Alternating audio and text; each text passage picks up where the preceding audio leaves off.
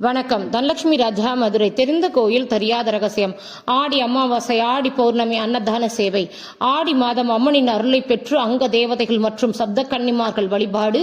மாரியம்மன், காளியம்மன் திருவருள் தங்களுடைய பக்தர்களுக்கு கருணையுடன் அவர்களின் வேண்டுதல்களை நிறைவேற்றி சக்தியின் அம்சமான வழிபாடு முறைகளான முளைப்பாரி, தீமிதி, காப்பு கட்டி வேண்டுதலுடன் செவ்வாய், வெள்ளிக்கிழமைகளில் ஏழை எளியவர்களுக்கு கூழ் காய்ச்சி அதனையே எல்லோருக்கும் பிரசாதமாக உங்களுள் நான் இருக்கிறேன் என தத்துவமசி தாய் அன்னை தன்னுடைய உக்கிரமான அகோர பராக்கிரமங்களை குறைத்து மனம் குளிர்ந்து மாரியாக, காளியாக, தெய்வ அனுகூலத்துடன் அனைவருக்கும் தங்களுடைய ஆர்ப்பரிக்கும் அன்பில் கேட்ட வரங்களை வாரி வழங்கி அருள்பாலிக்கின்றனர்.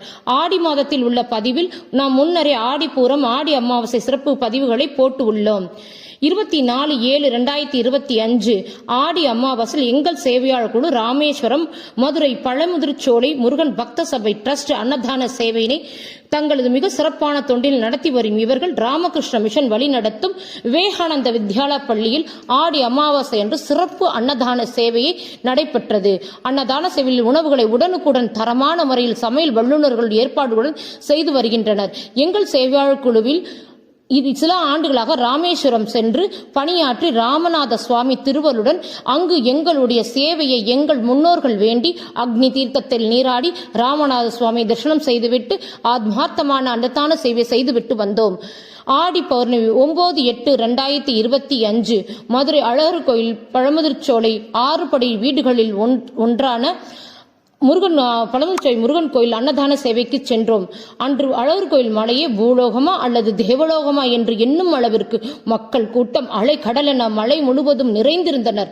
அன்றைய தினம் அழகர் கோயில் ராஜகோபுரத்தின் கோட்டை வாசல் அமர்ந்து கோட்டை காவலாக 18ஆம் படி கருப்பண்ண சுவாமியின் வாசல் கதவு வருடத்திற்கு 2 முறை மட்டும் தை அமாவாசை மற்றும் ஆடி பௌர்ணமி அன்று திறக்கப்பட்டு படி பூஜை செய்யப்பட்டு 18ஆம் படி கருப்பண்ண சுவாமி 18 சித்தர்களுக்கு தங்களுடைய பராக்கிரமங்களுடன் பக்தர்களுக்கு அருள்பாலிக்கின்றனர். ஆவணி அவிட்டமான அன்றுதான் பூணூல் மாற்றி புது பூணூல் அணியும் நிகழ்வும் நடைபெற்றது. அழகர் கோயிலில் உள்ள சுந்தராஜ பெருமாள், ஸ்ரீதேவி மற்றும் பூதேவியுடன் அழகர் திருத்தேரில் அழகர் மலை வீதிகளில் வருடத்திற்கு 1 முறை மட்டும் வந்து பக்தர்களுக்கு அருள்பாலிக்கிறார்.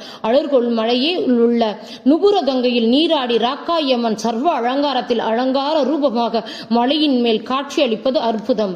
அன்றைய தினம் எங்களுடைய சேவையாளர்கள் பழமுதிர்ச்சோலை முருகன் கோயில் அன்னதான சேவையை மிகவும் சிறப்பாக அருமையாக எல்லையில்லா பேரின்பத்துடன் செய்து முடித்து முருகப்பெருமான், சுந்தராஜ பெருமாள், 18ஆம் படி கருப்பு ராக்காயி அம்மன் என அழகர் கோயில் மலையை காந்த மலையா எங்களுடைய வசீகரமான தெய்வ அனுகூலத்துடன் பணியினை செய்து முடித்து பெரும் பாக்கியத்தை பெற்றோம்.